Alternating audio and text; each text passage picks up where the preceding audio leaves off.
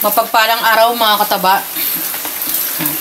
Habang namimili ako ng karne, nakita ko tong chicken skin kasi yung anak ko minsan bumibili nito. No? Ang tagal kong di naggaganito mga kataba. Siguro mga mga taon na. Madalang lang kasi gawa nga nung alam nyo naman yung chicken skin, pero lalagyan ko to mamaya ng maraming suka. Tapos yan, minarinate ko to. Nalinis ko na yan. Tinimplahan ko to ng ating mga pampalasa.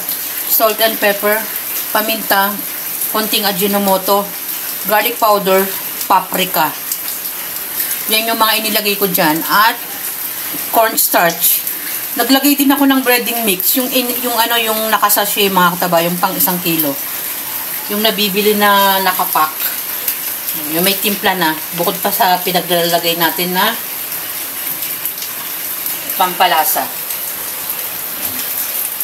Lagay ko na yung mantika.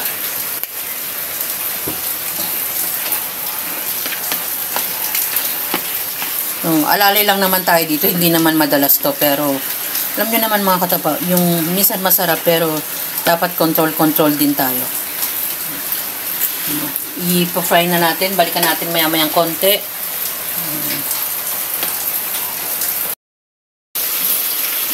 Yan, nakapag-fry na ako ng ating 2 batch na to eh. Huli na yung nakasalang. Ito mga kataba oh. Ayan. Magagamit din natin yung mantika niyan pang gisa-gisa. Tulad ng gulay, no? Yung mga ganong luto. Malasa yan. Tapos dito naman, gumawa ko ng suka. May konting tubig kasi para hindi masyadong maasim.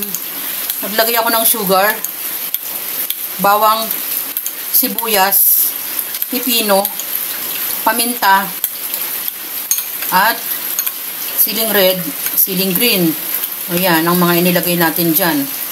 Manamis-tamis na, masim-asim yan. Masarap yan, mga kataba. Ayan, pinahalo ko ng mabuti. Kasi gawa ng ating sugar. Masarap na yan. Mamaya hain na natin yan. Ayan, balikan natin. Dahil laging bumibili yung anak ko ng chicken skin, sinasaway natin. Ang ginawa ko naman, bumili ako minsan. Tulad niya, niluto ko naman siya. Alalay lang tayo sa ating chicken skin dahil hindi ako madalas bumibili niyan. Masarap kasi siya mga kataba. Lalo na nilagyan lang natin ng breading mix at sari-saring pampalasa. Kasi yung mga ganyang pagkain, alam nyo naman, ang ating chicken skin. Yung suka naman natin, nilagyan ko ng sari-saring pampalasa tulad ng pipino at pangkik ang ating sili. Pambalance naman ang sugar sa ating suka para hindi masyadong maasim. Manamis-namis mga kataba. Yan yung magkapares. Ang ating suka at ang ating chicken skin. Enjoy, kumain at maging masaya. Salamat sa panunood. At bye! Ingat mga kataba. Pwera sa mga may high blood.